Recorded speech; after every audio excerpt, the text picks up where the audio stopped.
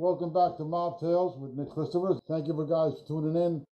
Please subscribe, like, share the whole other bullshit you got to do to get into this thing.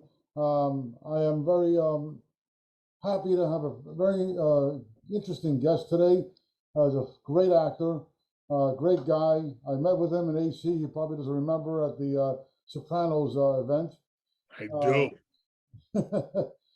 John Fiore is his name, and we'd like to welcome to the show. Thank you, John. Hi, Nick. How are you? Thank you. No, anytime, my pleasure. Well, I just want to just discuss a little bit about, to let people know, I mean, people know who you are, you're very familiar, but you've been acting for a long time. I remember the first project I think you did was Spencer for Hire. That's right. That was here in the Boston area. I'm from Boston. I've always kept it as my full-time home, even though I used to keep sublets in New York, etc. But back in the day when I started out acting, there was nothing in Boston. Suddenly, this series, Spencer for Hire, comes to town, the one and only thing around. I mean, there was corporate videos, there was commercials, there were plays to do. So you dabbled in everything, but a TV show came to town, and everybody wanted to get on the show. So I managed to grab a nice. I got 2 episodes, but one was really good. Me and Ed O'Neill played brothers. We didn't look alike, but we played brothers. Yeah, so we're going way back now. So Way back. Yeah, you've been acting for at least what, more than 20 years? Oh God, probably 35, 40. Even though not every year is jam-packed, of course, some years like whatever, but yeah, it's been a long time. Oh, awesome. Okay. Yeah. But you were, I mean, one of the more famous, I think, roles I think you played was, that a lot of people are very familiar with, is on the show The Sopranos. Yes. And you were freaking excellent in that part. You were not only tough and played the role tough, but you were also pretty funny. You had a lot of comic relief with Tony, James Gandolfini. Yeah. And I wanted to ask you, like, pretty much, how was your experience working with somebody like James at his level? Well, that's seriously, it's been really the highlight of my career so far. I think a lot of people that have worked in The Sopranos would probably say the same thing. And even then, even when James was still here, I would say the same thing. It was fantastic because he was the big daddy of the show, let's face it. I got to do a lot of my scenes with him. I spent time with him, and it was fantastic. He treated you like a real equal. He cared about you, cared about your performance. Everybody wanted to walk away from the scene feeling happy that you kind of achieved what you hoped to achieve. And he couldn't have been nicer and more comforting and supportive. And he was just a great guy. He really Yeah, was. that he was. I had the pleasure of meeting him Yeah. twice. Yeah. Really nice guy, down to earth. Oh, Um, totally. yeah, totally. You played a lot of different roles Yeah. in your life, whether it be comedic, whether it be dramatic. Is there any specific type that you prefer, that you feel more comfortable with? Well, being bipolar, no, not officially anyway. I do like to do both. I mean, I like to be serious and be heavy and be that guy. And I also like to do comedy when they let me. Sometimes I have to do my own comedy things because they don't always want to let you. They see you as one thing.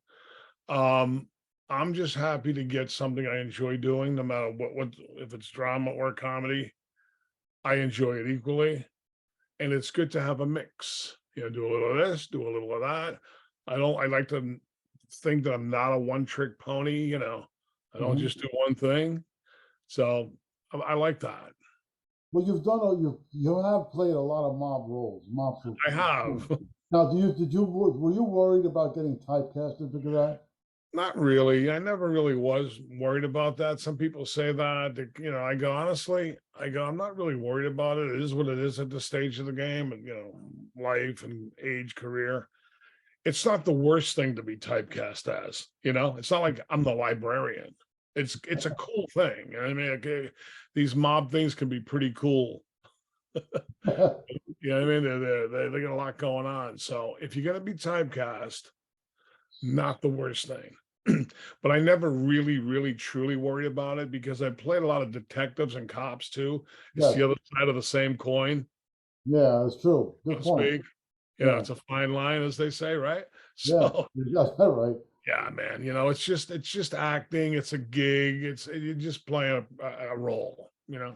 Well, being the case, um, was you personally growing up, were you ever surrounded around that world? Well, I'm glad you asked me that. Now I was deeply, immensely surrounded by that world. I grew up in a town called Somerville, which is basically Boston. Yeah, I know We the area. hung out very inner city. Boston, you can throw a penny and you'd be in Boston over the line. But anyway, where we hung out in the 70s, mind you, in the 80s, was at the Mecca, the heyday of the Bulger Gang. Hmm. We hung out on Broadway, Somerville, and this is one street corner right across the way, Broadway, was them. Marshall Motors, which you're a crime buff, you probably know about where they Hmm. congregated. Nightclub called Pal Joey's, of all things. They were right there. We saw all of it. The Boston Mafia was in full swing.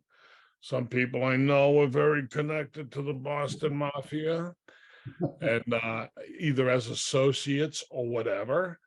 So that was very, very, very heavy duty at that time. It was there on personal home front level with people around.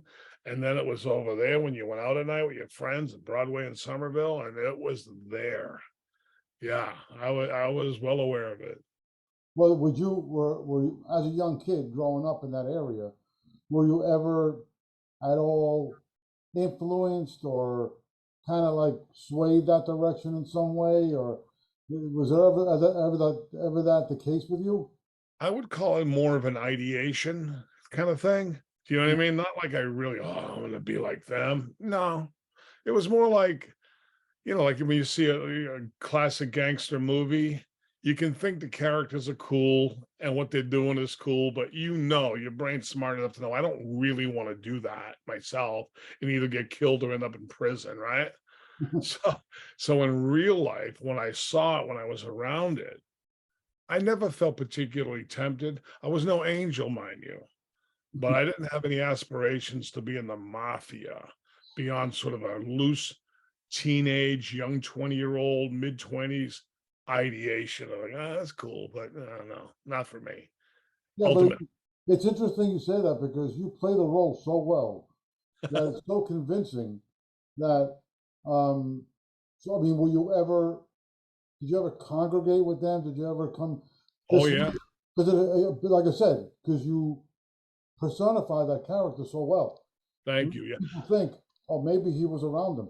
You I know. was certainly around a lot of them. Some of them were friends, even. And don't forget, you're a crime historian. The north end of Boston, where the Angelos and all those people were, Yeah. Mhm. and we were there all the time. It was right under your nose everywhere you went in that time frame. You couldn't get away from it.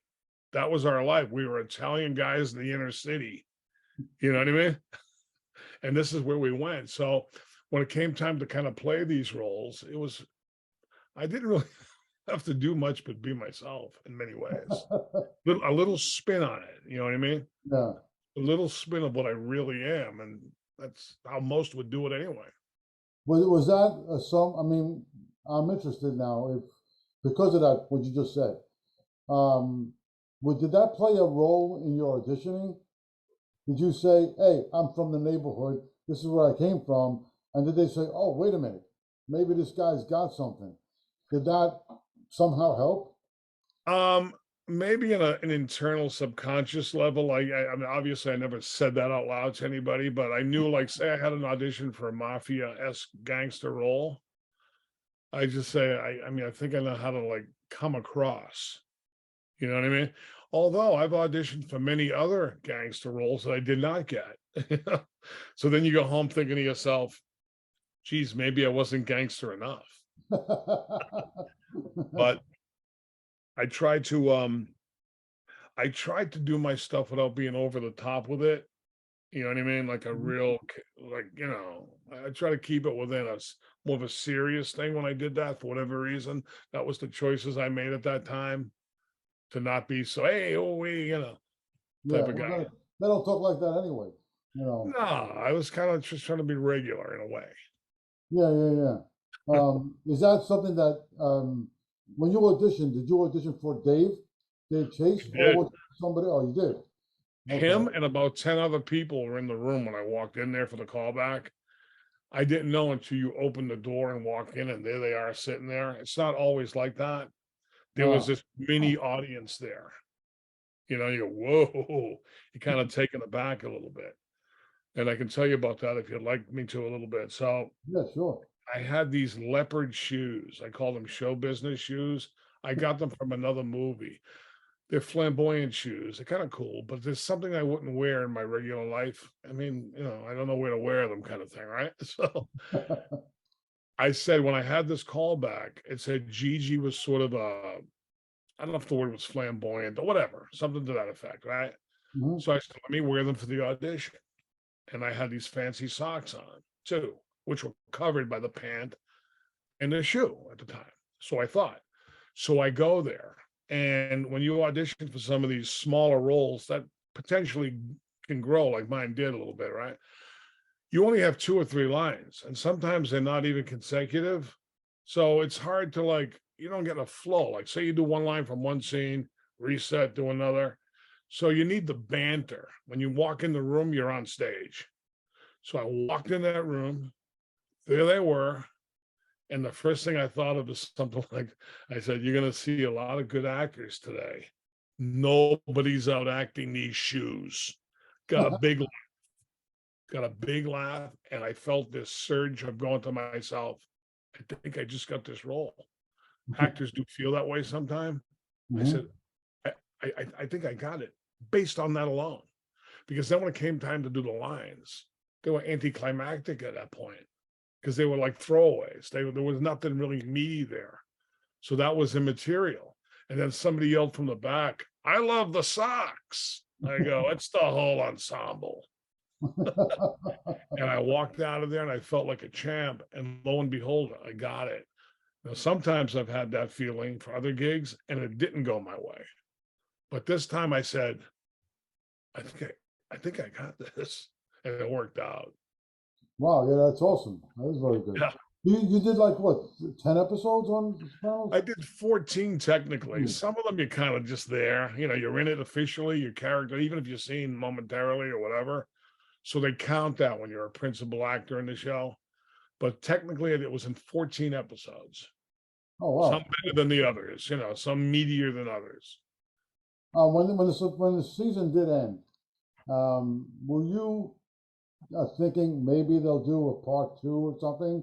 I know they did many scenes of Newark, but were you thinking maybe down the line Dave will return to this in some way and you'll be able to get back in the show again? Well, I mean, I guess the thing crossed my mind early on, but don't forget, I was killed off. So That's right. Yes, that's it right. would have had to, it would have had to have been a prequel.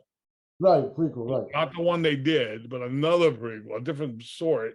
If James was still around, who Yeah. knows? But too many people were shot, dead, killed, this, that, whatever. If I ever thought that, it was very fleeting because I didn't think it was very likely to happen. So it wasn't something I thought of too much. I would say, like in a wistful way, going, "Well, it'd be great if they do that, but they're not going to do that." That kind of. Well, can you give us a little bit of a breakdown of what you're currently working on? Well, I'm working on a movie called Once a Week for Life that's in production now. I myself have a hit podcast I do called Be a Man. It's Be a Man Experience. It's a comedic podcast. I do it with a partner who is the legendary Be a Man guy. It's a long story, but all people have to do is go on TikTok and Instagram. There's like a combined sort of 9 million followers of this thing.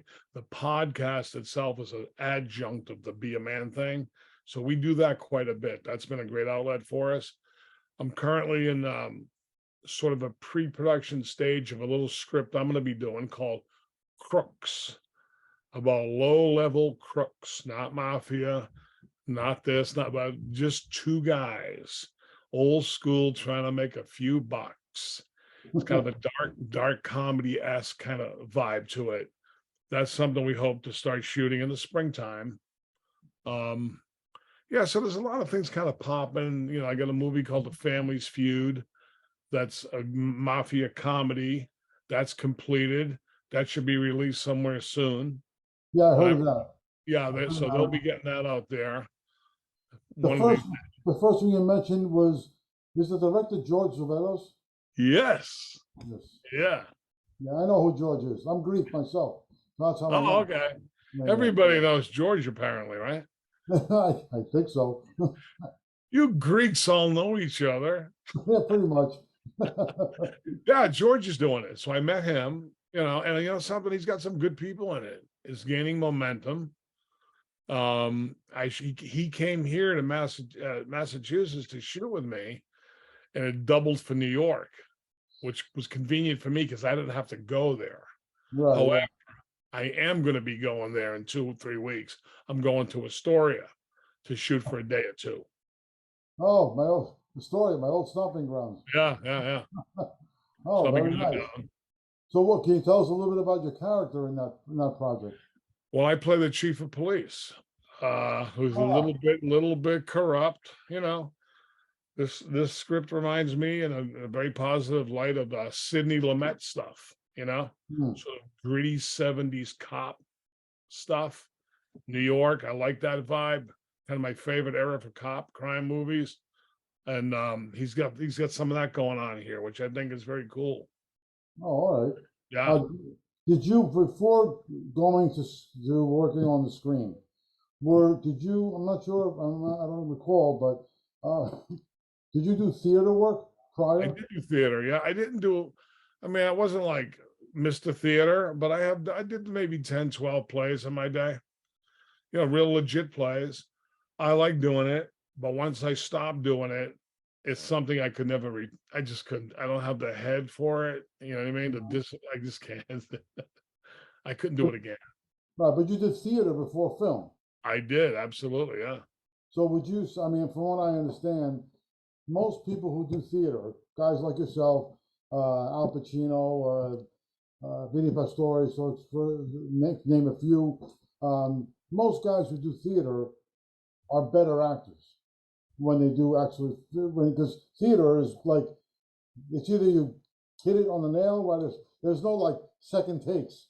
It is No, what it is. right. You know? Theater is like walking the, tightrope wire. There's all those people out there. It's live, so there's that whole thing. You know what I mean? It's kind of a trip, it even makes my stomach kind of queasy thinking about it. And I go, wow, I used to do that. You know what I mean? You'd peek through the curtain and see all those people and go, oh my God, how did I forget my lines or whatever. But it was a rush for sure. I do think obviously a lot of great actors have come from the theater, a ton, many. But also there's a lot of great actors who've really never done theater, because the form of acting and for the camera is so particular in many ways. I would never say not to do theater. It's a great thing to do for those who want to do it. It's a wonderful thing. But you can be good by learning and we're all still learning, is the technique of acting for the camera is a whole other kind of ball game. You know what I mean? It really is. Well, that's a good question. That's a good point. Now, when you do to compare from the time that you started doing Spencer for Hire and to what you're doing now, how different filming, I mean, the film business and filming acting per se has changed. I'm sure it's changed dramatically from the time that you first started. You know, Well, yeah. Well, the technology, as you know, has changed profoundly over there since I started, where it was literally using canisters of film, real film, that they had to, take out another thing and put it away and then change the reel of the film and all this. Now it's a chip this big that's able to capture hours upon hours of footage. So things move quicker in some ways. The smaller budget movies, things move quick because they don't have money to stand around with their finger up their ass. The big budget movies, the lighting guy can sit there for hours going, and make an afternoon of it. And that's indulged. They do that, whatever. But it's changed quite a bit. I mean, there's so much content, for lack of a better word, shows. There's Mhm. so many channels, so many outlets. I mean, Well, it's being that the case, do you think the industry is somewhat saturated in that sense where there's, not enough good stuff, it's just too much stuff? there's just too much stuff to consume. I mean, when you really think about it, right? I mean, all the streaming outlets, of course, we don't have to name them. We know there's a ton of them. There's cable TV outlets, famous ones. We all know them. People listen to podcasts. They do this, they do that. How much stuff can a person take in, right? Hmm. I think things are watered down, for sure. I mean, it doesn't, to me anyway, and I've heard some others say it doesn't have the impact. Like, look at old pictures of people standing around the corner in New York City in line to see The Godfather or Jaws, you know, when we all shared the culture. Everybody saw it. We all saw it. No, Hmm. you watch this. No, I watch this. You watch this. I don't watch that. You watch this. I don't watch that. And it's a little different. That's a good point. That's a very Yeah. good point. That's why The Um, Sopranos is so great, because I get uh, email on social media from people all over the world, a lot of them in their 20s and 30s, and the other guys do too. They get more than me.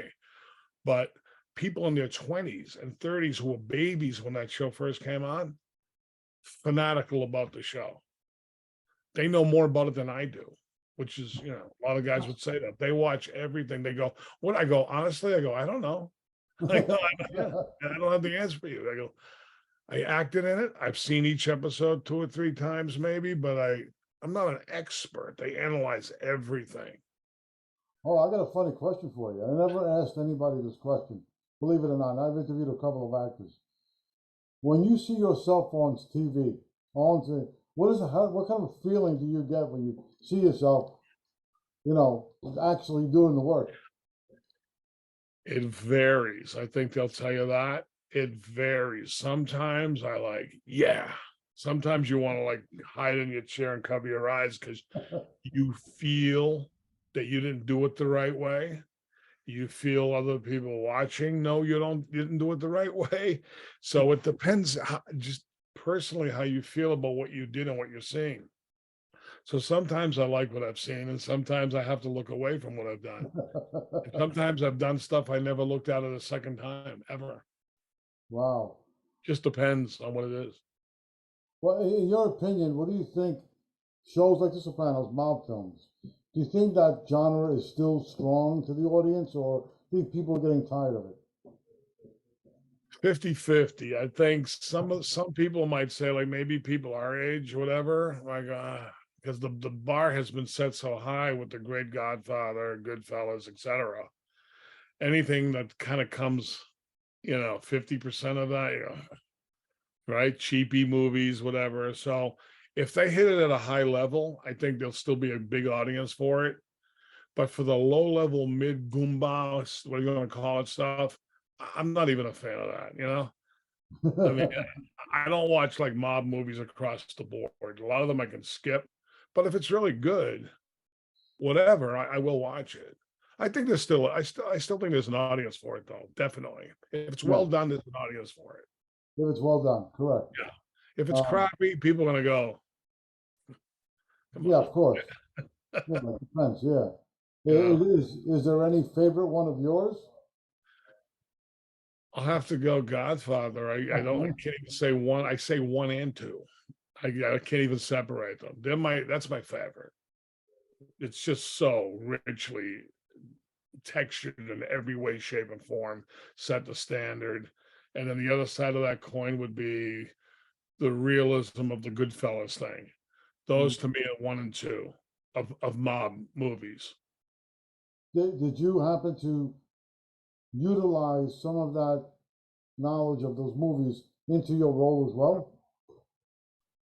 maybe on a subconscious level, I didn't sit there consciously and say, I'm gonna think of Sonny Corleone or this one or that one in the movie. No, no, there were just movies like when I started out, go, God, I wish I could be in something like that. And then lo and behold, in The Sopranos, which is right up there, it's its own thing because it was a series, you know. So in the pantheon of great mob things, whether you want to call it movies, TV show, or just combine them together. There's Godfather, Goodfellas, and Sopranos, and whatever order you want to put them, is the holy trinity for me of that genre. Anything else is secondary. Right. Not that they're bad. Some are bad, but some are pretty good. Yeah, Donnie Brasco I thought was great. Yeah, I like Donnie Brasco. That never really I liked it, but it wasn't one of them ones I went to repeatedly. Like some of them I do, like Bronx Tale. I liked it. I didn't go back to it. Like Godfather, I've watched 100 times. Goodfellas, I've watched 100 times. Those movies I watched maybe a couple. I like them, but I don't do the lines from them. Our friends, we all like to do the lines from the movie. Yeah. Like even Raging Bull, with Raging Bull had that nice mob component to it, Yeah. which I like. I like that vibe. I like the time period a lot. And that's so much important in the mob thing, because the mob, as we know, doesn't exist as it did then. You know what I mean? Like not modern times. So if people try to make believe in a movie that it really does exist the way it did then, I'm not buying it. It doesn't exist that way. So that's why I like a mob thing when it's set back in the correct time frame. It's easier to go, oh, that's how it was then. But some of these newer things, I won't mention any names of stuff, you go, Italian mafia is not like this anymore. This is very fake. Yeah, I'd I've agree. seen some of that. If you were to pick one actor that you worked with, that you enjoyed working with the most, who would it be? Well, I'm going to pick James Gandolfini because he was my scene partner. He was the best actor in the best show, historically the best show of all time. Many have said it. Rolling Stone recently called it the best show of all time. Many people say it is. And I get to be in that show with the best, one of the greatest characters in history. Nobody could have played that role like him. I don't care who it is. I agree. There's nobody. They got hit by 1,000 bolts of lightning in a positive way when they got him to play that role. They were lucky because he was phenomenal, as you know. Yeah, he was. There's no doubt about it. Yeah. So doing that with him, and then some of the other guys. So they were all great. That was a great group of guys. I really enjoyed it, and they were all great. But to do scenes with him, like Tony, Jim, is the highlight for sure. Well, you're saying that was one of the best shows ever. Rolling Stone even said it. Yeah. Okay. But you being you're 100% Italian from yeah. Yeah. And you guys did get a little bit of a pushback from the Italian Defamation League and this and that. I'm wondering how, as an Italian yourself, how that made you feel. When did you feel like, hey, maybe they got a point, maybe they're going too far? What was your? Did you have any thoughts on that or feelings? Well, I was certainly aware of it. It didn't really hit me in a big way. I just said, whatever. This is fiction. Yeah, and I sort of understood their point, but it didn't trouble me. I didn't feel like, well, as an Italian, I shouldn't be doing these movies, because I knew in reality, in real life, most people weren't in the mafia. I wasn't in the mafia. Most of the people I know, I knew people in it, like I said, but most people were not in it. Most people did not live their life that way. So I didn't need them to tell me. I knew what reality was. So I wasn't particularly troubled by it. A lot of times I heard some bitter actors who were Italian, who did appear in some mafia movies, ironically, suddenly, maybe because they weren't on the show, they were like, it's giving Italians a bad name. I go, wait a minute, weren't you just in the so I kind of dismissed it as, okay, that's an early form of wokeism. Yeah, I kind of agree. Yeah. Whatever. Yeah. One last question I wanted to ask is that, based on what you just said, um, in your opinion, do you think Hollywood is changing, is not a major player in the movie business because of so much content out there, so much streaming sites, and indie film is becoming very big? What is your take on that? I do think that. I mean, it's like say like to change it up to say music. My son's in a band, music, for example, right? As long as you have your audience that supports you, then you're good. So now there's so many things. As long as they gain an audience, doesn't have to be the big one like the old days because it's too fractured now. There's too many. Mhm. So yeah, Hollywood's changed. I don't think they exert the power they used to because there's so many outlets. You'll go, I will go over here, we'll go over here, we'll go here, we'll go there. People watch YouTube for entertainment. They sit there and watch YouTube all night. Don't even turn on the TV. You know what I mean? So there's a lot of stuff. So you don't need them in a way. You know what I mean? Like before, three channels, right? ABC, NBC, CBS, and then you had to go to the movies. That was it, right? Yep, I remember. That was it. And Yeah, now it's like you can't even believe how much stuff's coming at you 24/7. right. So, like me and my friend, like say for example, Humphrey Bogart, right? Guys like our age, famous actor. And you think about it, you tell it actually, I got a 12-year-old son too. You ask these kids who Humphrey Bogart, they go, who? So go back to your child. It was hard to imagine a time where someone, I'm just using him as an example, Mhm. where people wouldn't know who he is. But guess what? A lot of people don't know who he is in this day and age, the younger set. So think 40, 50 years from now, they'll go, oh, is that some guy from the old movies? You know what I mean? And everybody gets pushed as time goes on, you know, Yeah, back a little bit. That's why The Sopranos is still persevering, though, at this moment in time. It was the number one rated show during the pandemic, beating out new shows. yeah. Well, So that's going to go. well, somebody like yourself and somebody like me, we both have sons. Like I mean, when you were a kid, rather, like your father, like my dad. I knew who Humphrey Bogart was when I was a kid because my father Right. told me. Yeah. He told me Humphrey Bogart, Jackie Gleason, Frank Sinatra, Jimmy Roselli. I knew all those guys, even when I was a kid. But I think it was a different time. Absolutely. Yeah. Talk to a 20, I mean, okay, there's a few, like I said, right to me, say 20, 25-year olders who somehow discover The Sopranos, but a lot of them, mafia figures, Sopranos are like, No who? idea. What? Yeah. No, I'm not into that. I'm into TikTok. I'm into YouTube. I'm into what video games. It's different. Yes, that's for sure. Yeah, my son, he knows only because of me. Right, exactly. Right. He knows who John Gotti is because of me. Yeah. Think about that. It's true. It's really true. Yeah, it's depends what we tell That's right. That's right. them. Yeah, Well, I'm glad you're keeping it alive, Nick. I'm I trying. mean, it is a historical thing. It's an interesting saga. Let's put it this way. I mean, here's a good test. Like Reels TV and all these networks, you can tell by the sheer amount of these cheap sort of mafia documentaries. You know what I'm talking about, right? I was on one. I was on Reels. Yeah. Some of them are good, but some of you can see like they use the same shot, say of the bourbon of the cigarette burning. They'll go to that 100 times within a half hour with the voiceover. So apparently there's an audience for these things, but it's a retread. It's repackaging the same thing over and over and over and over again. Yeah, you're right about that. That's true. But if, say, for example, if you repackage one, say you did your own spin on it, even though it's that same stuff, people go, I haven't seen this one. Me thought they did. Right. Until they see the talking head, they'll go, I've seen that footage. I've seen that footage. But it's the other stuff around it that you can make your own. Yeah, good point. That is true. Yeah. You're right about that. You should do that. Yeah, right.